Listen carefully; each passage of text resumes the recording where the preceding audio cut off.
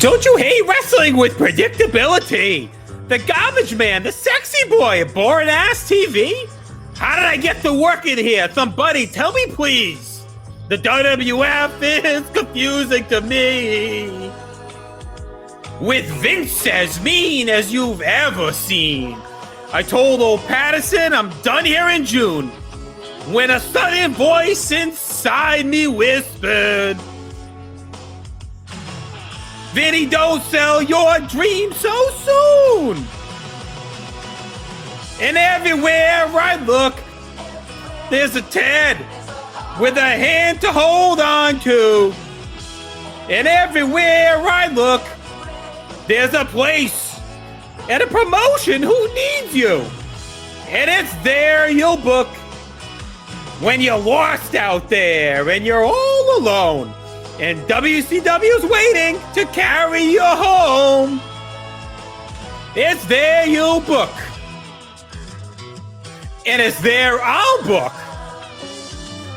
A doobity-ba-ba-ba, headed to Atlanta and listen to this podcast. It's all right, even though it fucking makes fun of everything I've ever done.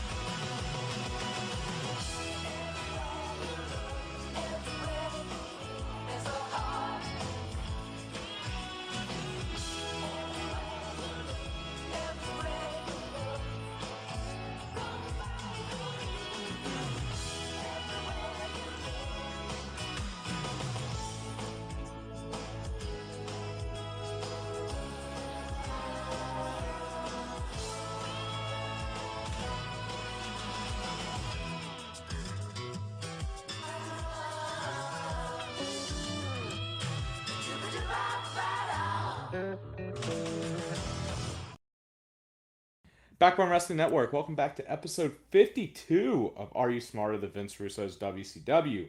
Joining me, as always, the backbone of the backbone himself, Logjam Quaslin. Logan, how are you doing, buddy? I am doing well. I believe I've become numb to this, the content that we watched for this show because you had a opinion of the show we watched tonight, and I genuinely was just like, you know what? I felt like it was just as batshit and kind of normal based on the shit we usually watch. So we'll kind of get through it tonight, but I think you have a much worse opinion of this show than I do.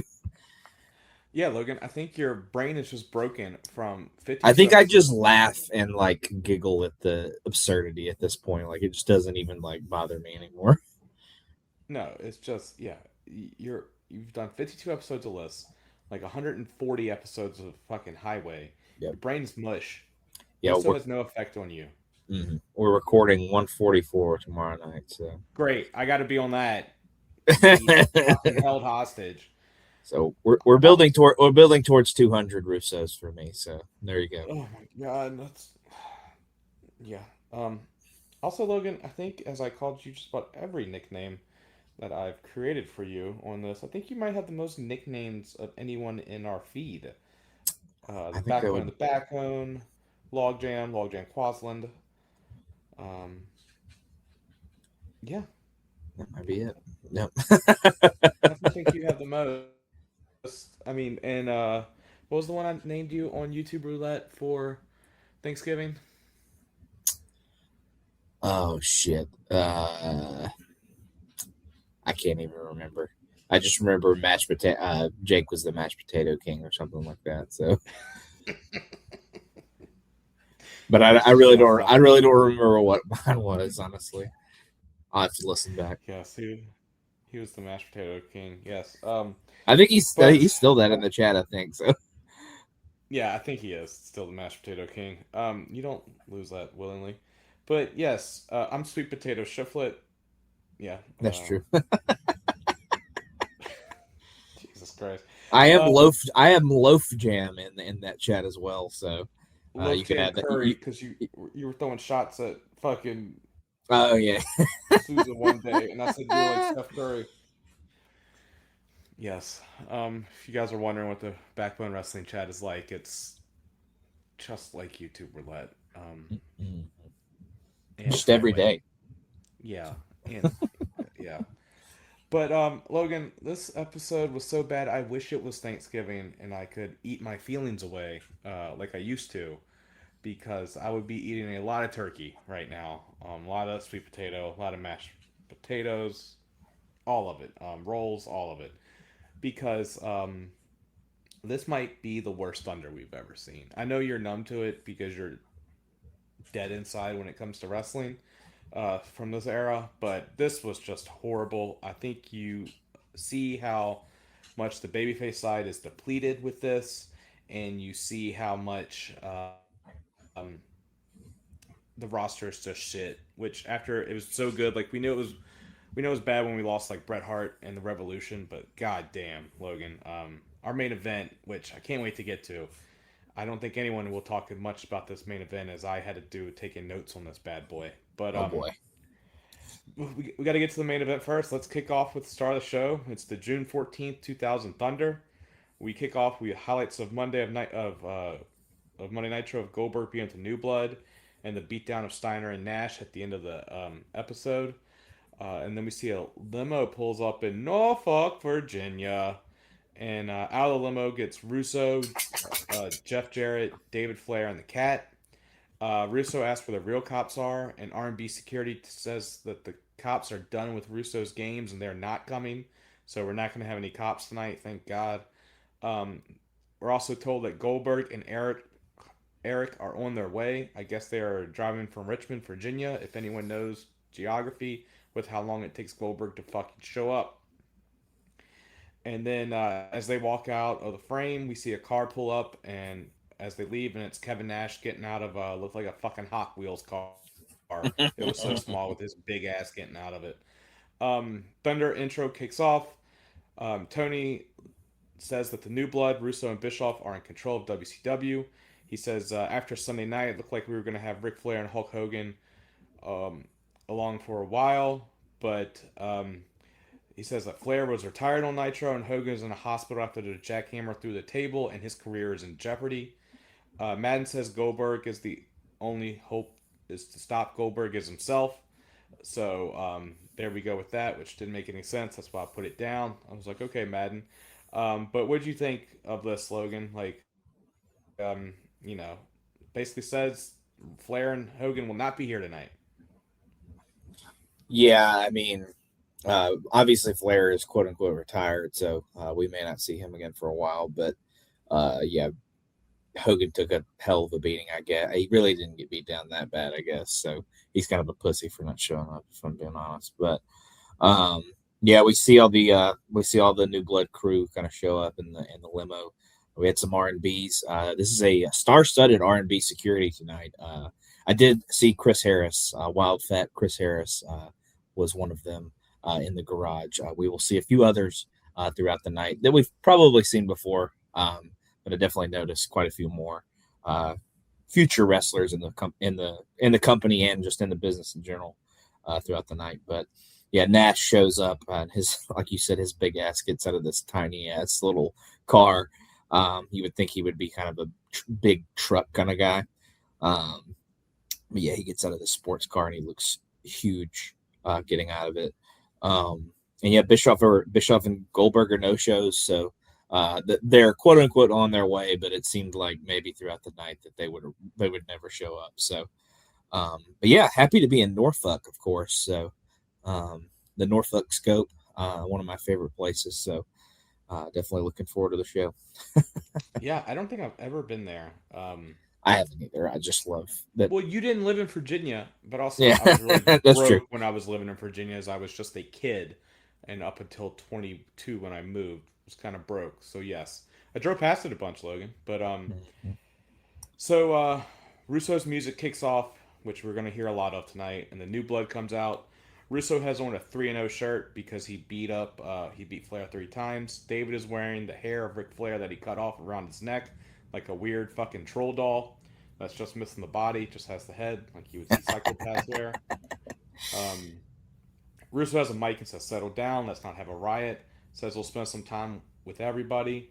Then Jarrett grabs the mic and calls Kidman a backstabbing slapnut, which I'm just going to start calling people like assholes and like asshole slapnut at the end. Because I'm not going to lie, backstabbing slapnut made me laugh. But he says he got what he deserved when Goldberg flattened him. Says Billy Kidman tonight, I'm going to finish what Goldberg started and we'll take a chunk out of Kidman's ass. And as far as Hogan's goes, he'll get a shot at Bash at the Beach because Jarrett is a fighting champion. And he says he beat Nash and Hogan back-to-back nights, which is a pretty good trivia question, Logan. Yeah. But he says only the chosen one can say that. Jeff says about Hogan, says, get your old decrepit ass down in the ring. Says he's no different than Nash, Sting, Flair. The list goes on and on. I'm going to get the 1, 2, 3 on Hollywood. Russo gets back on the mic and says, settle down, inbreds. We actually get a loud Russo sucks chant.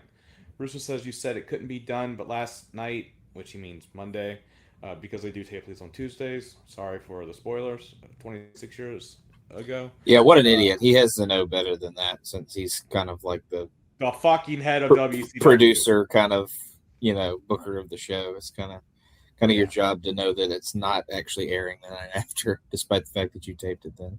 Fucking moron. Russo says, you said it couldn't be done, but last night me and my son stuck it where the sun doesn't shine to you people. Says they retired Flair and he's done, and we shaved his head clean. We see highlights of Monday and Flair being shaved. Then highlights of Goldberg beating down Nash from his nephew. I don't know why they have to show that twice in 8 minutes, but here we are. They fucking do a lot for time tonight, guys. Russo says you didn't think Flair was going to retire, and Russo says he's bringing Flair back tonight in Norfolk. That's how he says it, Virginia. And it says here he is, and he holds up a Mr. Potato Head. And says Goldberg beat Nash in front of his own nephew. Says what kind of man would stoop that low? And says Nash. And Nash says a dead man says that. Wolfpac music hits, which as much as I love this theme music, we hear this about 6 or 7 times tonight.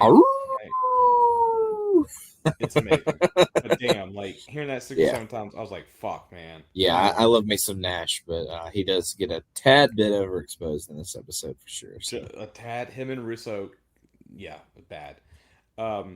Nash comes out. He has a bat and a mic. Of course he does. He says, you know something, Russo? Your ass is mine tonight. Says originally he was going to go down there, take this foot, turn it sideways, and shove it up your ass. And says the thing is, since I broke my ankle, I can't turn it sideways, but I'm going to take this bat and shove it up your ass. Nash comes down and beats down R&B security. Nash gets in the ring, and he takes out the Cat and David Flair, but Jeff and Russo bail through the crowd. Wolfpac music hits, and he celebrates. Logan, that was an action-packed segment, which was all over the place. They talked about like 7 different wrestlers. It was just awful. But yeah, it was. It was a segment that happened. Yeah, we're gonna see Russo and Nash yet again with beef. So here we go. Yeah, it's they begin a night long game of cat and mouse. So. We'll see them. It's basically a human version of Tom and Jerry the rest of the episode. I was going to say it. Good. I was going to say Timu version of like Friday the 13th. Yeah, Russo's supposed to be like a counselor. Yeah, it's like a parodied version of like a horror film. Like Nash always pops up at the behind him somehow, despite the fact that there's no way he could be in there in the first place. But yeah. I mean, just a really long segment. Russo really dragged on throughout the whole thing. The Nash with the straight rip off of the Rock doing the turn the sumbitch sideways and stick it straight up your candy. I mean, he didn't say candy ass, but he might as well have. But yeah, I thought that was a little weird. Nash is usually a little bit more quippy and can kind of come up with his own jokes. It might have been a shot at Russo. That might have been like a line that Russo gave Rock back in the day or something like that, or kind of planted that in his head or something, but definitely seemed weird. But Nash, yeah, like you said, destroys the security and then takes out the Cat and David, which brought me great pleasure. And then he obviously chases Jarrett and Russo but he continues to pursue Russo throughout the rest of the night. So we'll see the hilarity that comes along with that. Uh, I call it pain, Logan, Yeah. not really hilarity. Mm. But we do it for you Well, guys. I thought it was hilarious thinking of how much pain it caused you, I guess. Just Oh playing. yeah, yes, it was a lot. So we take a commercial break. We come back and we're in the back, and Russo is yelling at Eric on the phone. Says, "Where are you and Goldberg?" Russo says, "Everyone, we got to stick together." Jeff says he has a match and he leaves. Kat says he's got commissionership business and he leaves. David says he's got personal things and he leaves. So basically, fuck you, Russo. Um, and then we hear Nash yelling for Vince and he just runs away. Then Chronic's music hits and it's like between their light show and their shitty fucking jackets that they had on that made them look like they were fucking Columbine school shooters, and their coats had fucking mirrors on them that were reflecting off the lights. I thought they were trying to personally take me out in the year of the Lord Jaden Daniels 2026. But anyway, did you have a problem with their jackets, or they just suck? Yeah, they were kind of obnoxious, but I'm not. I'm not going to say I had as big a problem as it seems like you did. Yeah. Sorry, I just No, I mean I get it, but I guess I didn't pay that close attention to it. But I do remember them being kind of obnoxiously reflective. yeah. Um, Ridiculous. But Brian Adams gets on the mic and says it's a joke how he lost the tag titles. Adams says we are number one contenders and says send your paper champions out here for an ass kicking. Instead of Sean O'Hare and Chuck Palumbo's music, we get Chris Candido's music, which I didn't even know you still at the company. He says, "Hold on, big guys. You're like everyone else. You just want." And he says he wants something now, and he says he's going to call on a New Jersey friend. And Bam Bam comes down. I didn't even know he was still in the company. They rush the ring and start fighting. This leads to our first match of the night, which is Chronic versus Chris Candido and Bam Bam. Chris and Clark are fighting in the ring. Clark chops Chris, and then Chris ducks a clothesline. But then they botched an enziguri pretty bad. And then after that, Clark just picks Candido up and chokeslams him. Um, and then uh, Chris tried to Chris was sent to the was picked up and sent into the ropes for an Irish whip into the corner. But Chris tried to do the thing where he jumps around him. But Chris is caught by Brian Clark, and Clark hits a running power bomb. We get a tag to Adams, and they hit a double shoulder block. Chris is able to get a momentarily offense when he hits a jawbreaker and a punch to Adams, but Adams reverses an Irish whip, and he just picks Chris up and does a back body drop with him, and hits a full Nelson slam.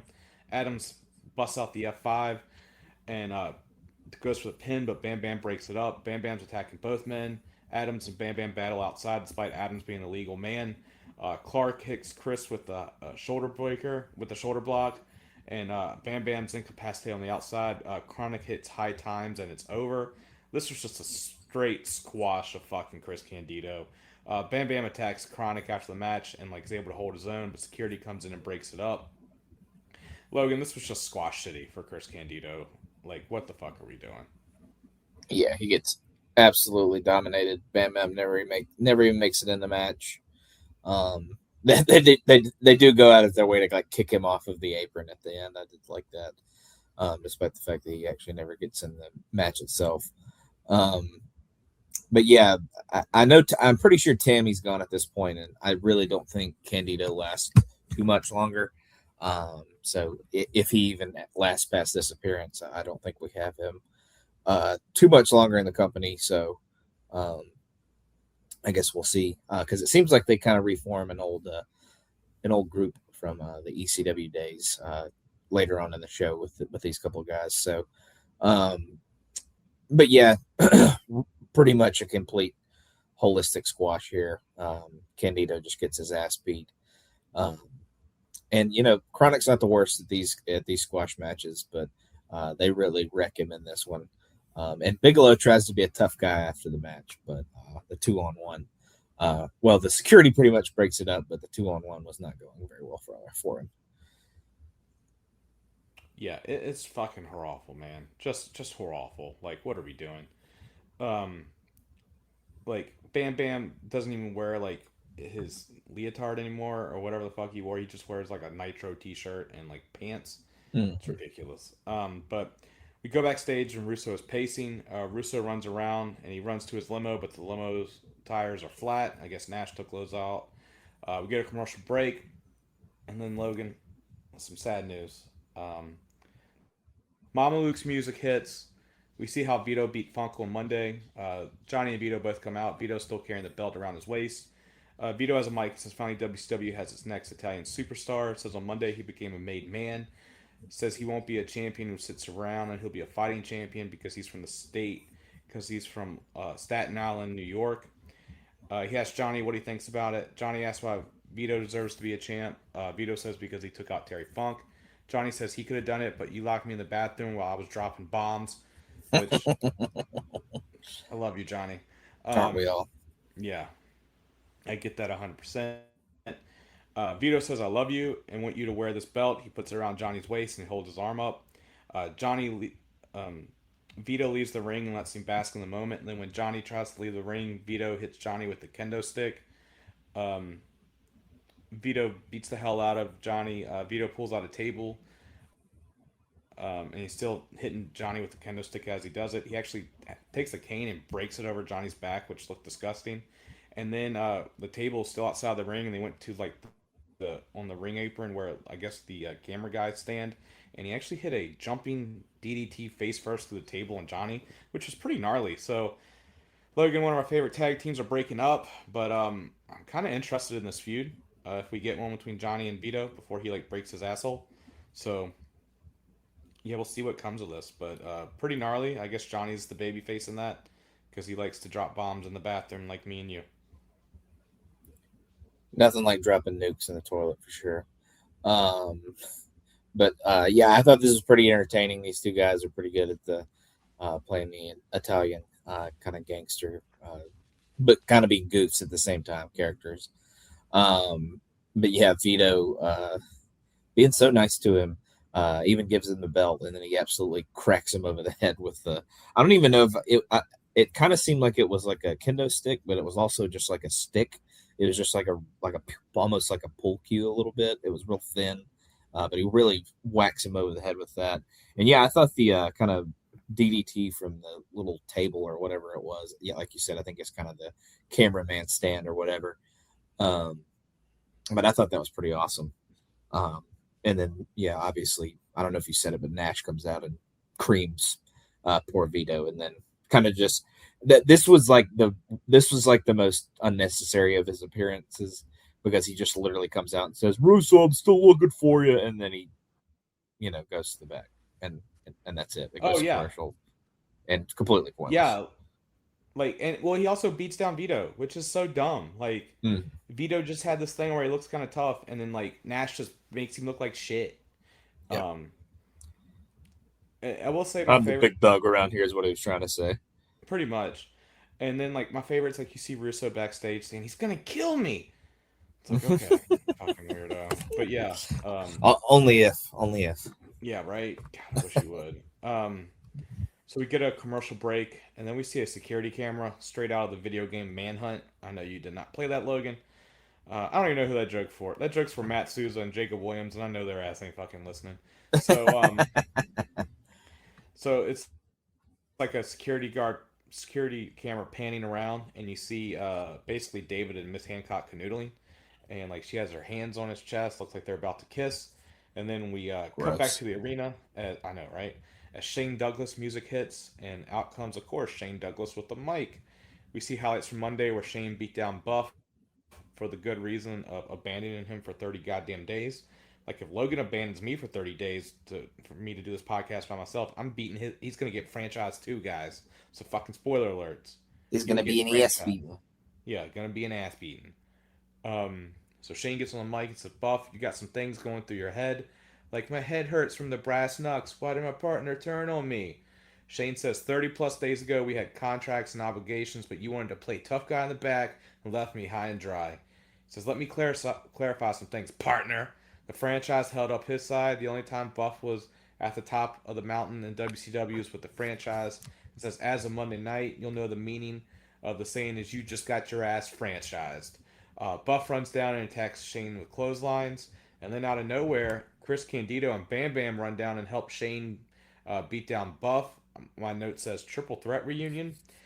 Chronic runs down an all six fight. The babyface clear the ring, so nothing like maybe starting a new heel stable, and they're already getting their fucking ass whooped by Buff fucking Bagwell and goddamn Chronic, Logan. Yeah, this one has you being disgusted at the end of it, all written all over it, because I feel like you've started to low key hate Chronic, and we've always hated Buff, of course. So that's never been a secret or anything like that. But yeah, I mean, yeah, it seems like we may be reuniting the triple threat. Like I said, I kind of talked about that earlier. An old ECW stable with these three guys. So it could be an interesting group if they treat them right or present them right. But like you said, kind of starting out, getting their ass beat probably isn't a good sign for their future. But again, like I said, I'm pretty sure Candido is pretty much gone fairly soon. So we'll see if this even lasts more than like this week or this show or something like that. So I'm going to do some research while you talk through the next few segments to see where Candido finally kind of falls off. But yeah, I mean, it could be an interesting group. Like I said, franchise could be a good leader. Bam Bam and Candido could be a good tag team if presented correctly. But Bam Bam's, I don't think, in their best shape at this point, obviously. So he's definitely probably past the expiration date of him being somebody that's valuable to have on wrestling television, I'd say. He was past the expiration date when we saw him in October taking up for Kimberly. Yeah. I wish they would have just fucked off New Jersey right then and there. Speaking of people I wish I would fuck off, Logan, we see Tank Abbott and Rick Steiner riding motorcycles, and they could tell it's earlier because it's fucking looks like it's like 3:30 or 4 o'clock in the afternoon. For some reason, they both don't have helmets on. It's in the state of Virginia. You're supposed to have helmets on, so they're breaking the law. Also, they're tough guys. They're tough guys, dangerous. Schiff. We'll see how fucking tough they are. All right, little story time. There's someone that I worked with, even though we were in different companies, like our companies work close together, who drove a motorcycle without a helmet, and he hit a sign. Do you want to guess what happened, Logan? He either got really hurt or died, I'm guessing. The motorcycle and his body kept going, but the head did not. Oh, God. And wow. That has stuck with me for the past 16 years. So, that's all I fucking think about. So, they're just dumb. Also, all right, let me get through this, and then I'll ask some questions. And then we see Sean Stasiak and Chunk Palumbo mocking them, like, look at these tough guys. You want to go get some drinks at the bar? Which I'm not going to lie. Sean Stasiak sucks. That was kind of funny. Yep. But then, like... then they immediately get cracked. Yeah, Tank and Rick show up and beat down the tag champs, and Tank goes, that was from earlier, dummy, which did make me laugh. But yeah, he was like, they got taped 2 hours ago, you idiots. But this brings up the question, Logan. On Sunday, we saw Tank and Rick go at it when he wanted to use the chain. Now Tank's a fucking babyface. I know it's been 6 weeks for us, but goddamn, this is a 3 fucking day move. And Rick ran in on Monday and Sunday. Yeah. Like, what are we doing? Like, what the fuck? There's no goddamn continuity. And then they do like we'll talk about it later, but they do kind of a reunion with Rick as well later. Which they don't even show. We'll get to that.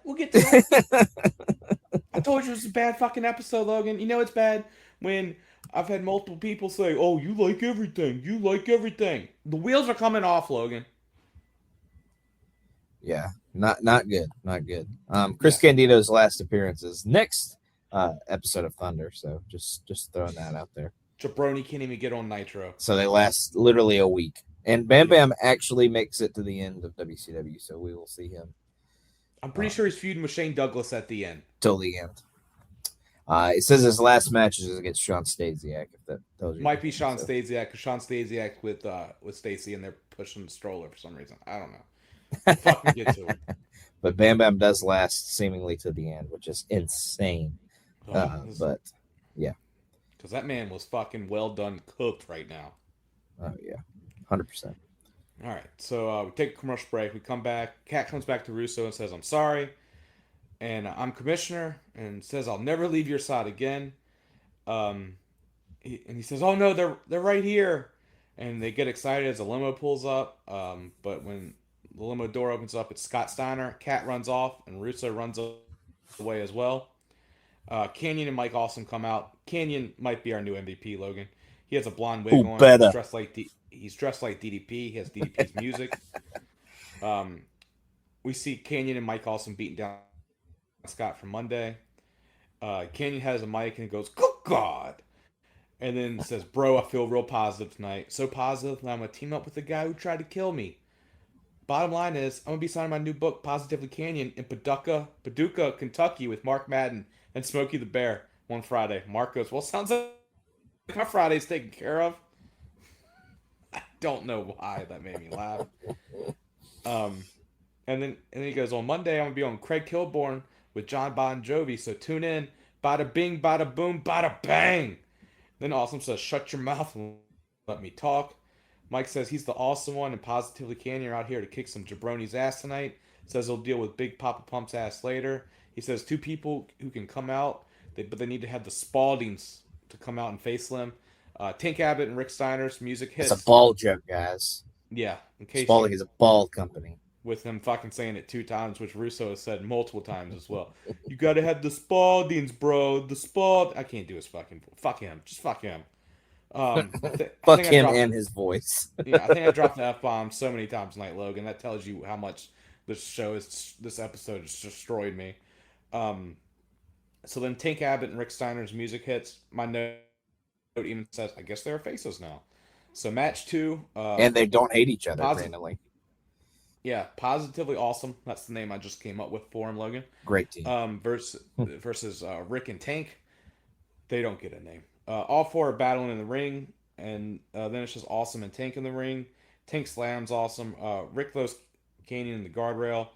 Tank holds up Awesome, and Rick was going to jump off the top rope to, I guess, hit an axe handle, but Canyon pulled Rick down, and this motherfucker took a bump from the top rope to the floor, which is pretty impressive for Rick Steiner to be doing that move in the year 2000, because holy shit. And then Canyon threw Rick into the steps. Awesome starts beating on Tank in the ring. We don't see that. Canyon pulls out a table, but Rick gets up and he punches Canyon. Rick gets in the ring and he goes to clothesline Awesome, but Awesome moves, and Rick just takes out Tank with the clothesline and incapacitates him for the rest of the time. Awesome and Canyon start beating down Rick. The bell rings randomly. I don't know why. And then Rick's able to get to his knees, to get to his feet, and Awesome and Rick trade punches. Chuck and Sean come in the ring and they start beating down Rick. Scott Steiner only comes down, starts beating everyone up. Scott and Rick clear the ring of the heels, and they look at each other like they're about to hug. But we go to commercial break because God forbid we give the fans what they want, which is a Steiner Brothers reunion. Logan, this is a nothing match, nothing at all. The best thing was when Canyon pulled Rick off the top rope and he took the bump to the floor. Yeah, that was definitely a scary spot, especially with somebody as big as fucking Rick Steiner is. So, yeah, definitely a spot that made you your butthole clench a little bit for him. I was actually shocked that Tank sold a good bit in this match. Like, he actually sold some offense. He also no-sold some stuff as well, but he actually sold a good bit. Andy takes the fall. I was shocked by that as well. So, good on Tank, I guess, for actually playing ball. But yeah, nothing match whatsoever. Just to kind of continue to push the rift between Tank and Rick. They keep obviously costing each other matches by accident sometimes, but on purpose other times. But yeah, the Steiner brothers seem to kind of be on the same page towards the end of this segment, but I don't know if we'll see if they continue to kind of be on the same page or whether they fall apart again. We'll see. We'll see what happens with them. Yeah, I just don't even know, man. So honestly, if Rick disappeared, wouldn't be sad. But I know he hangs. If both of them disappeared, I would be fine. this whole roster just needs a whole complete turnover. Like, you know how Heyman's plan, if he took over TNA, was to get rid of everyone over 40? This is what they should have done in WCW, honestly. Like, it's so cooked right Mhm. now. But we're about to get the Natural Born Thrillers, hopefully, in a couple months soon. I don't know. Um, so we get a commercial break, and then we go back and we see Russo trying to get into cars. He gets in one, but Nash was in the back seat, just fucking chilling apparently. Nash grabs Russo's shirt and rips it off as Russo runs away. Where the hell is the Misfits in action tonight? We could really use them on the show, Logan. Just Yeah, that someone, is strange. anyone. GI Bro. Where the hell is all these people at? And then Kat's in the locker room. Pamela shows up, just looking amazing, and says Kat has a big problem with Big Papa Pump. Kat says she has a big problem staying in that small shirt. She just says answer the question, which Kat was not wrong there, because those things were fucking popping out. Um, Kat says he runs the show, and Kat says he's going to take care of Big Papa Pump. We see Kat setting up Hogan on Monday to get hit with the guitar, and then the Kidman, Hogan, Jeff match, and then Hogan being taken out by Goldberg. Then we go to Mean Gene and Kidman. Gene says tonight you get a shot at the World Heavyweight title. Kidman says he turned because he knew Horace was a rat, but Eric said to trust him, which actually makes sense. Kidman says he did what he did to screw Eric, and he's not in the new blood anymore. Says Russo and Bischoff will learn one thing, and that one thing is the kid don't play. So before we get to the match, Logan, what did you think of the kid don't play catchphrase? Um, I would say I am largely not a fan of that catchphrase.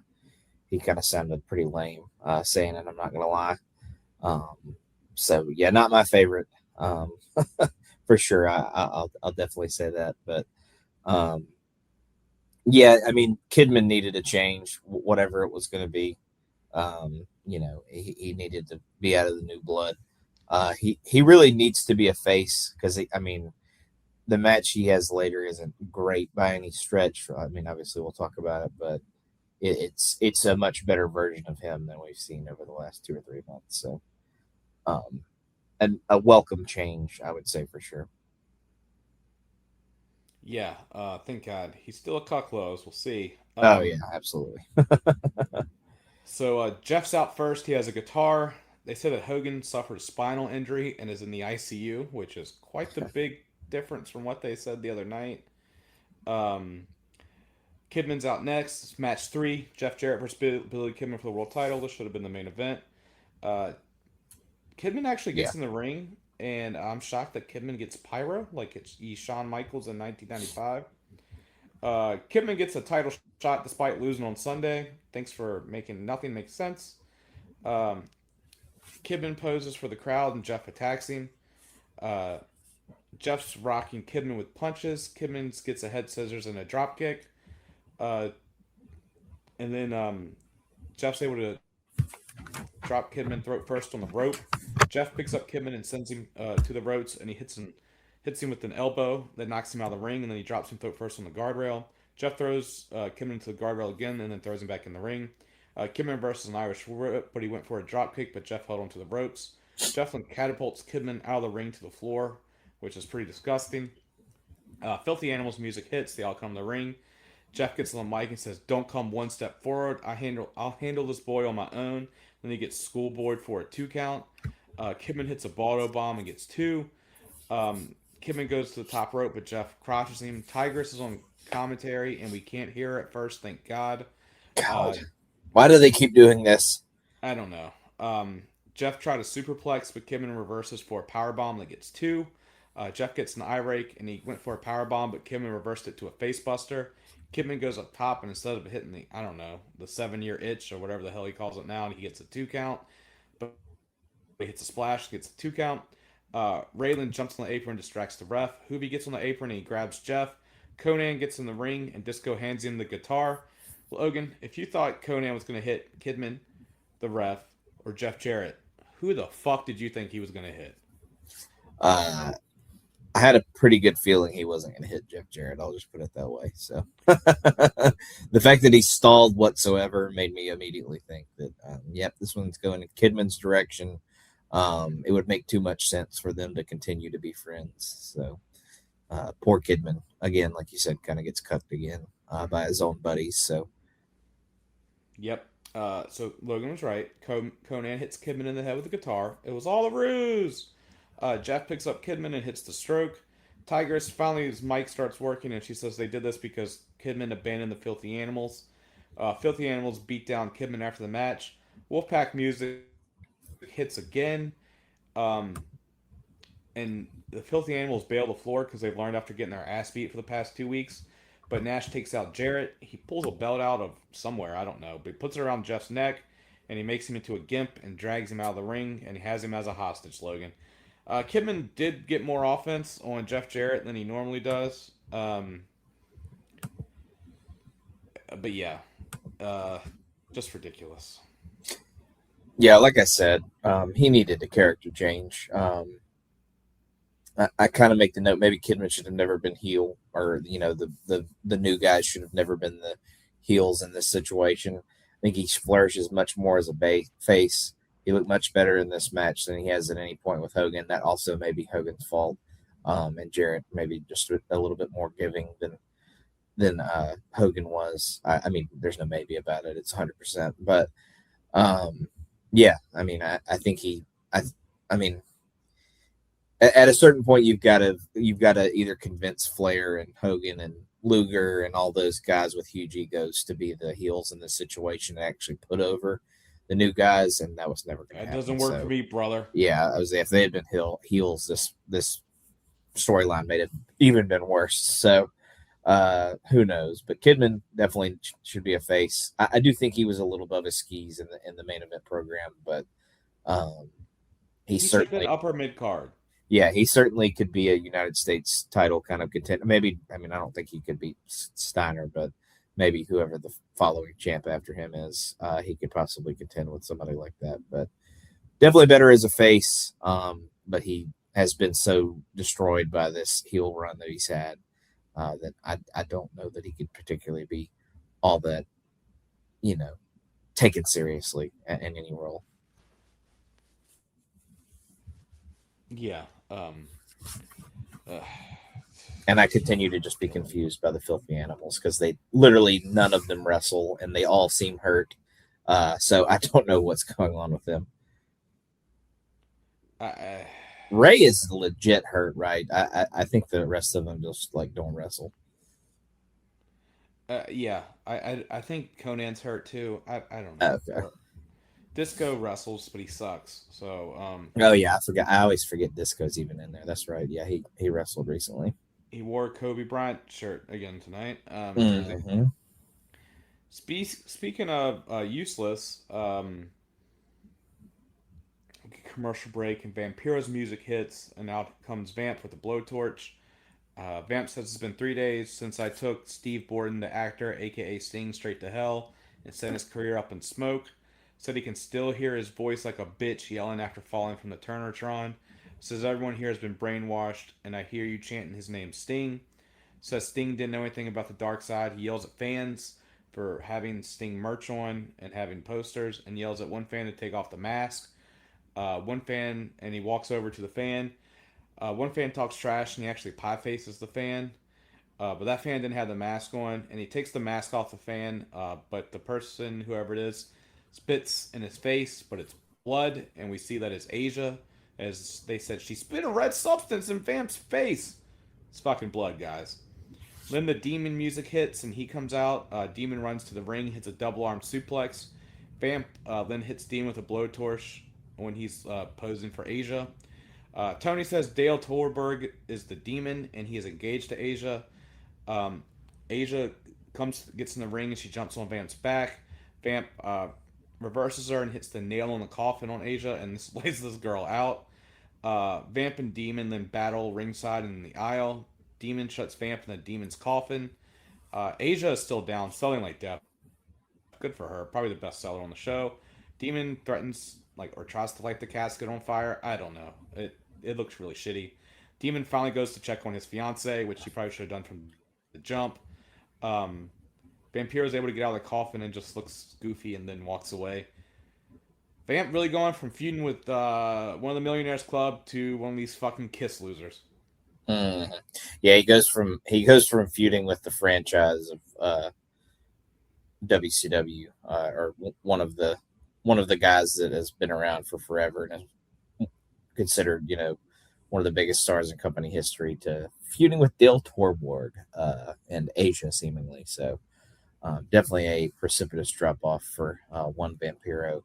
Um, but yeah, this whole thing was dumb.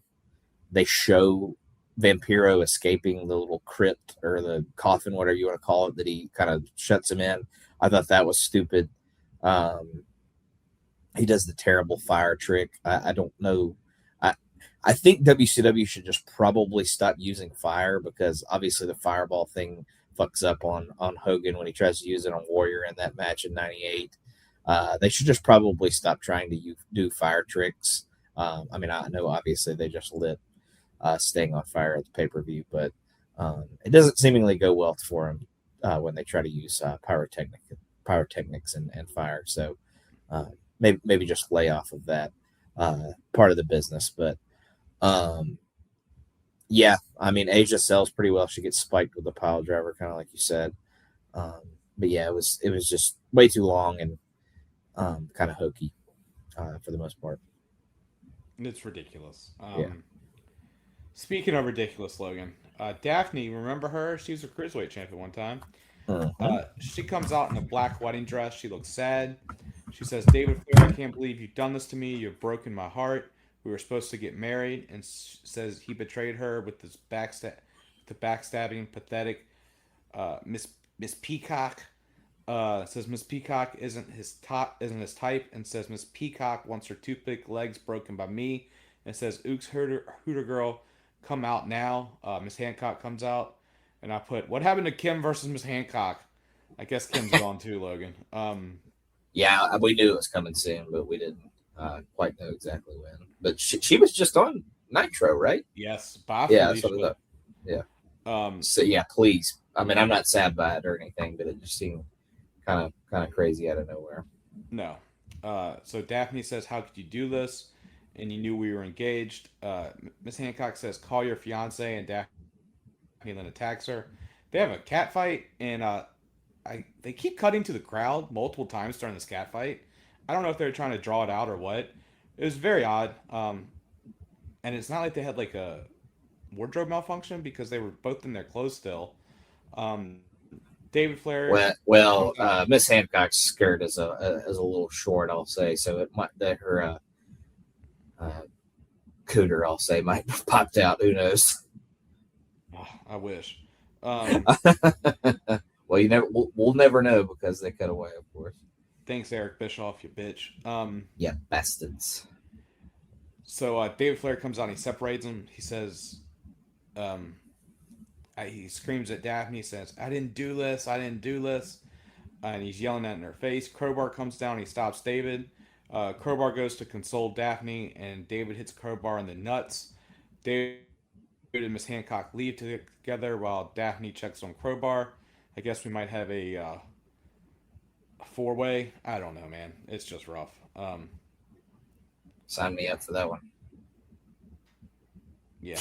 I'm just kidding. It has David Flair, but definitely not. I've seen him perform in the ring. I don't need to sign up to see him in the bedroom, because I can't imagine It's it's horrible. much better. It's horrible. Real bad. Um, and we see Kat warming up backstage. We see Russo walking around, and Russo says, "I outsmarted the Big Sexy by going into Kat's commissioner office, and that Big Sexy won't be in there." And then Big Sexy pops out behind some plants that Kat has and says, "Here's Johnny," and Russo fucking takes off. Just horrible. Just horrible. Just horrible. Just horrible, guys. God awful. Yeah, this might have been the limit of Kevin Nash for the episode. I think this is maybe one appearance too many, Yeah, just real bad. Um, and he's just become this like movie quote machine where he just says unoriginal lines and tries to be goofy, and it usually it would work for him, but it just doesn't in this situation. yeah, it's just god awful. We get a commercial break. Big Papa's Pump music hits, and it's the highlight of my night, guys. Tanaylan says Crowbar is demanding a match with David tonight. The low light of my night, as we'll find out. Mhm. Um, so Scott gets on the mic, and I do these verbatim. So it takes me multiple times to get what he's trying to fucking say. He gets on the mic and says, Monday night, Eric Bitchoff and Vince Russo, you sent down Mike Awesome to interfere in my match because you're running WCW and think you're in control. Well, in case you didn't know, I don't follow rules too well and don't give a damn about authority. And only people who control me are my freaks nationwide. Now, Ernest the Cat, tonight you may think you're the commissioner, but all you're doing is getting an ass kicking that belongs to Bitchoff and Russo. And says, get your ass down here, Cat. Cat's music comes, and he comes down with R&B security. Which this is when I did see above average Mike Sanders. He had blonde hair here, which was off putting and looked like a little chunky than he would be when he showed up. For some reason, they circle each other, and then we get a collar and elbow tie up, and Scott starts pounding on Cat and knocks him in the corner, hits a hip toss. Cat bails from the ring. Cat throws his hands up and starts walking down the aisle. Scott and the ref, I guess, talk about which freak they're going to double team later tonight because Cat runs in and tries to slide in the ring and grab Scott, but he comes up short and grabbing him. This allows Scott to start beating down the Cat. Scott kills Cat with the Steiner line, then hits the elbow. Scott stomps him and then picks him up. Scott runs the ropes, but R&B security grabs him and distracts him. This allows Cat to hit Scott with a super kick that gets 2. Cat hits a karate chop and then an elbow that gets a 2 count. He yells at the ref for a slow count. Scott ducks the clothesline and goes for a German, but the Cat hits Scott in the nuts and then hits a thrust chop and gets 2 off of that. Cat throws Scott outside and R&B security and beat him down and throw him back in the ring. Then 2 members of R&B security get in the ring and hold up Scott, and the Cat kicks him.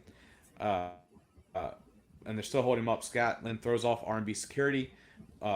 Shakira distracts the ref, and Medeja hits a crossbody onto Cat, which makes me laugh.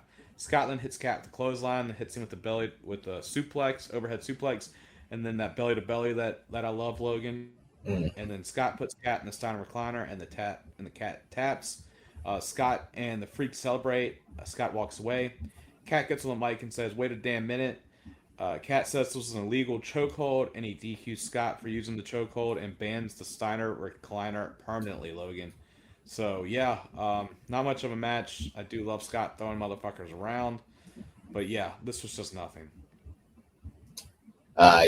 Hearing the Steiner recliner possibly getting banned is not something I'm sad to hear about. I think it's a pretty terrible finisher. It looks like crap for the most part. That's just a me problem, though. This match was a little bit more competitive than I kind of wanted it to be. This should have been probably another squash. I am glad Steiner won, of course, originally at least. Obviously, Cat changes the result or whatever, but I'm glad Medeja also got a shot in on the Cat. So, yeah, a pretty nothing match again. As far as R&B securities in there, we saw Chris Harris once again. James Storm was in there. He was on Nitro, I know. And then I think I saw Queeley and, like you said, main event Mike Sanders. So above average Mike Sanders. He's also main event Mike Sanders. So in what, TNA? That doesn't count. I think that's what they call him a little bit in that. So, but obviously saw quite a few R&Bs that we will see in future companies and even in this company at certain points. So definitely wanted to point that out. But yeah, the match is pretty much nothing. And Cat uses his quote unquote commissionership to be a dickhead. Yes. Which, I mean, you're just gonna let Scott Steiner come up with a new move to kill you? Good luck with that. Yeah, let him hit the screwdriver on your ass. That'll work. Or the goddamn Frankensteiner right now. Yeah. Good luck. And then we go back to the commissioner's office and we see Nash looking at Jeff and says, "I don't know what I'm gonna do with you, boy," and says he's gonna call his buddy down in Florida. It's Scott Hall, of course. We're supposed to believe Scott's on the phone. Hey, yo. And asks what he should do with Jarrett. Nash just laughs and says, "That's a felony in all 50 states." The only thing that made me laugh, or I had Stockholm syndrome, either or. Um, and then he goes, "That's actually not a bad idea." What do we think he said in that situation? What is illegal in the 50 states? I don't know, but it's a felony Hey in all man, 50 you states. should sodomize him, bro. That's probably what it was. I just imagine what he fucking said. Yeah, he's like, "That's a felony in all 50 states." God damn. Um, What a couple of degenerates. right. And then he says he's a twisted soul, but Nash stands over Jeff, and we get a commercial break. Uh, Logan, this is the fucking worst part right here. Mean Gene's with David, and Mean Gene says that Crowbar's demanded this match and asks about Miss Hancock. David says Miss Hancock is what's going on with Miss Hancock is his business, and says Crowbar prepared to get shaved. I don't know if he's going to shave his pubes or his head. Look out. Maybe a 2-for-1 special. Right? We can only hope. Then Crowbar comes out with the actual Crowbar, and he doesn't look happy. And when he slides in the ring, he throws the Crowbar out of the ring like a dumbass. David then comes down. They had the same music. We couldn't even give David fucking New Blood music. But David comes down with the Statue of Liberty and the Clippers. Buckle in, folks. This is somehow your fucking main event. Crowbar versus David Flair. It's everything that's wrong with this goddamn company.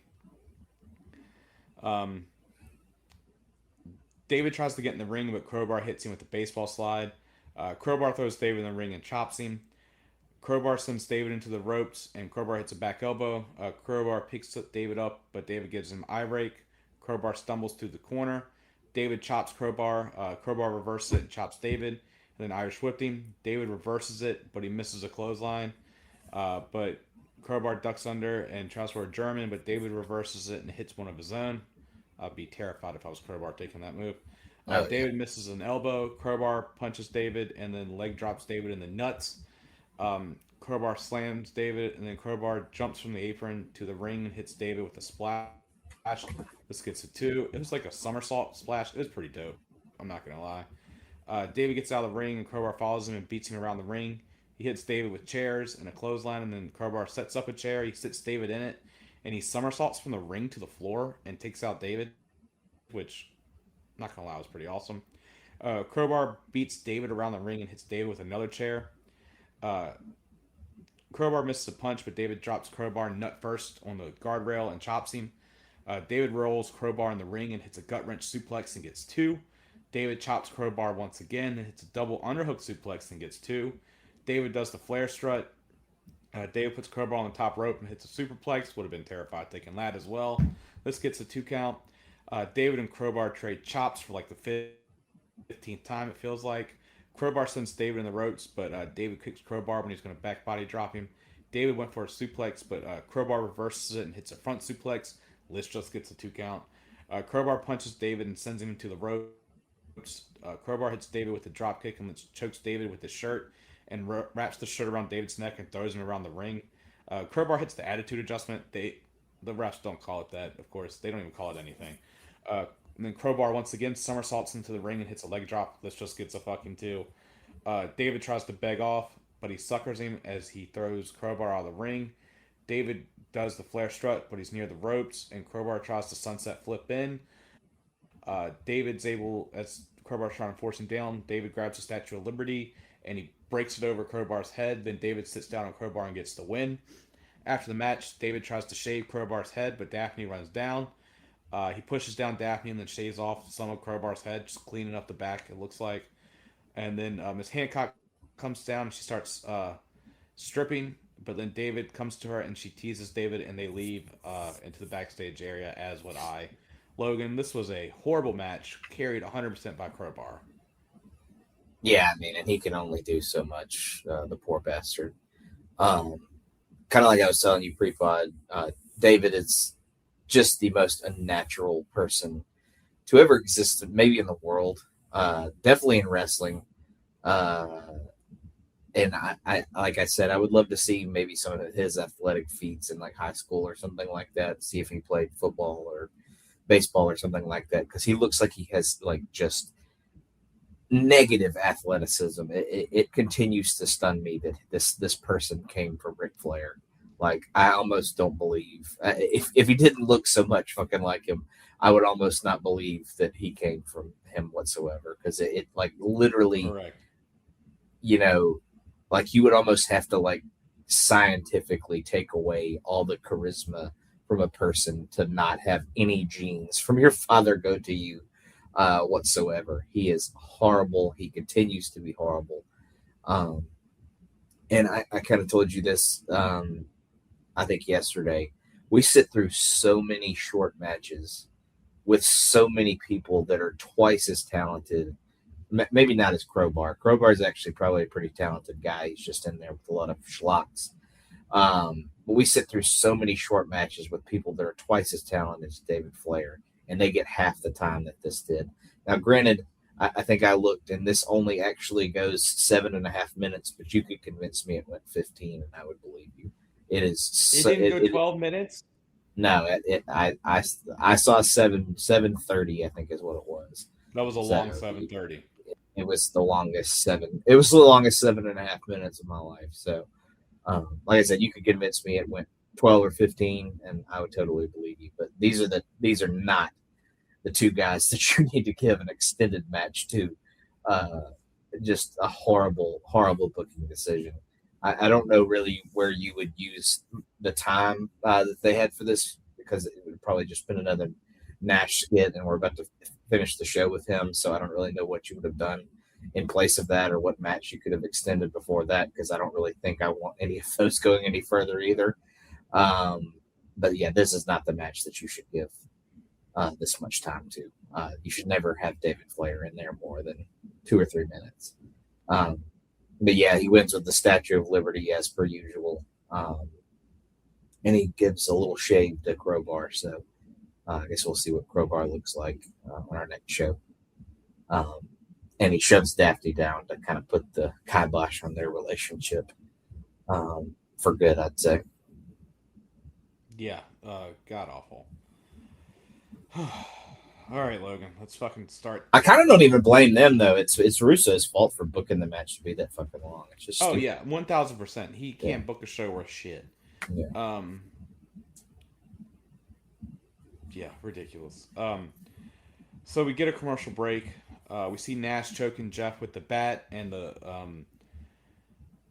he no longer has a belt around his neck. He has him like with handcuffs. And he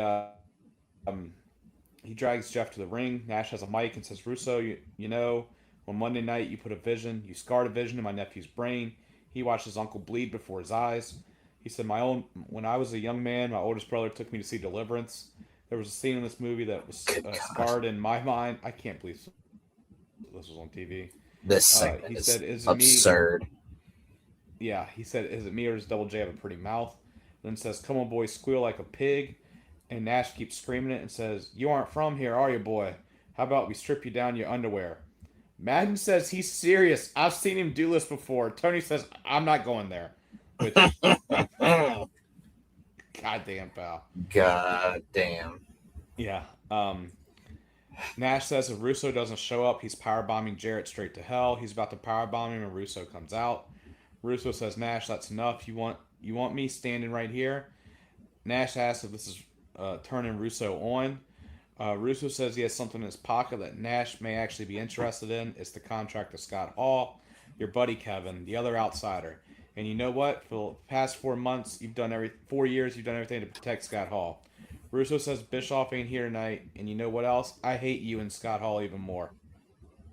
I hated him up there and down here. So what I'm saying is, listen, Nash, if you don't back off of Jarrett and leave the rings, you can say goodbye to the bad guy's contract. Goldberg's music hits, and Russo says, "I told you he would come." Nash picks up Jarrett, and Russo holds up the contract like he's about to rip it. Keep in mind, the whole time we're on this fucking Goldberg's music playing.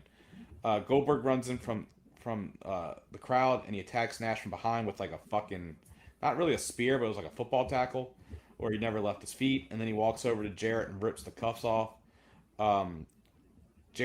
Russo comes to the ring as Jeff's beating down Nash with the bat, and Goldberg's like celebrating.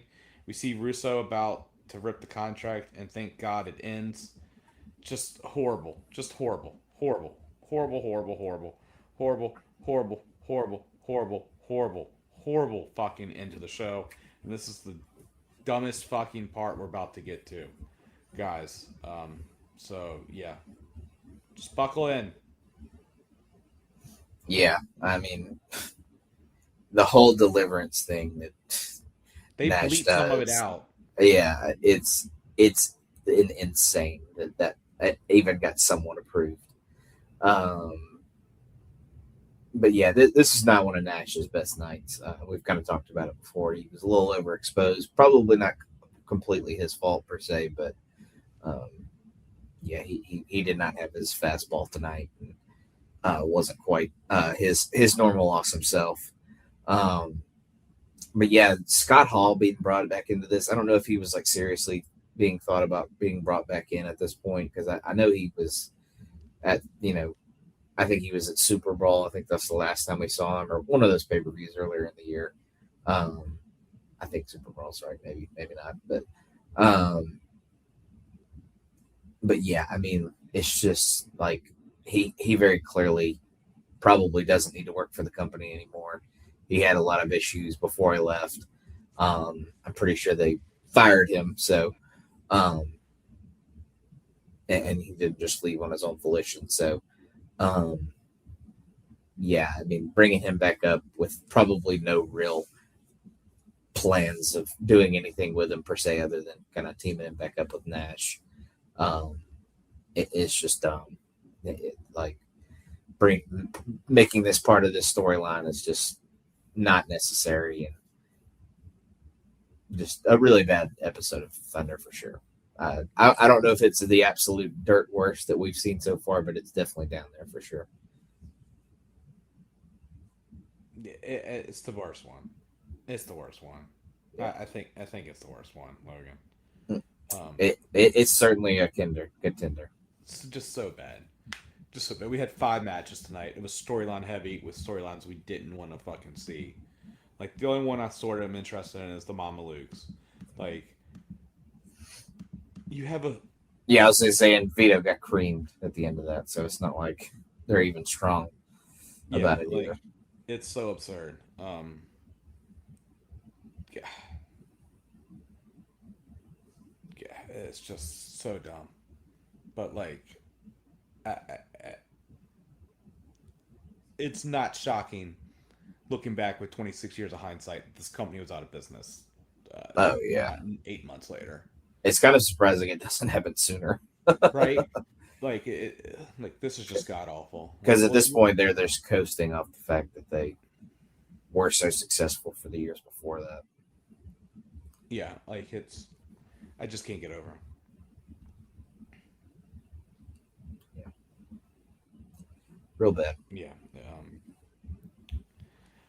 But let's get on out of here tonight before I cry. Most absurd, Logan. I got the shitty camp horror with Kevin and Russo. Yeah, just the cat and mouse, Tom and Jerry nature of them chasing around each other all night. Yeah. But what was good? I got really nothing. I literally just have I don't know. Yeah, I mean there's not too much to point to. Maybe Kidman actually looking good, but he also kind of gets cooked again, so maybe not that either. But yeah, really nothing. There wasn't really any positive or bright spots on this one. Yeah. What was bad? I say lack of anyone. Like when Nash is on the show like 7 times, like. Yeah, when you need to reuse somebody that badly, it's not a good time. And the show's on YouTube. Every other show's like an hour 34. This was an hour 26. Yeah. So there you go. Like, where was the wall? Where was all these people? Where's MIA? Where's G.I. Bro? Like, yeah, I was gonna say I'm really interested to see the transition with G.I. Bro, because obviously he's headed towards a pretty big spot on our next pay-per-view. So we'll see. Yeah. How quickly that flips and flops around. So we'll have to see what happens with that. But We had 5 matches tonight, guys. 1 clean finish, 4 non-clean or non-finishes, 0 pole matches. We're still stuck at 5. 0 gimmick matches tonight, so we're still stuck at 172. 1 guitar shot, so we're up to 48. We're catching up, Logan. 30 different things happened, and we're still at 60 title changes overall. So I'm just as shocked as you guys are. But catch us in 2 weeks for the 6/19/2000 Nitro. As always, I'm Scott Shiflett. He's Logan Crossland. Just be positive, everyone. It's hard, but be try. Yeah, try. Bye.